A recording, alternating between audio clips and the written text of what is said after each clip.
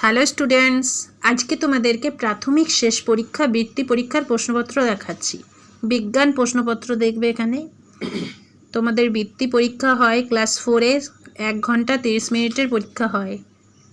ঠিক আছে, এখানে শূন্যস্থান পূরণগুলি দেখে যাও, খুবই সহজ প্রশ্নপত্র।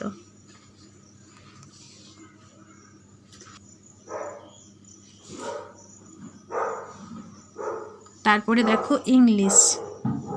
ইংলিশটা রয়েছে।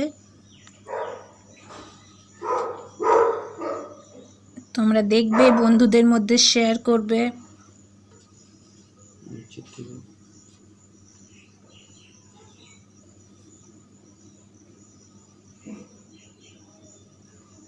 ট্রান্সলেশনগুলো দেখো।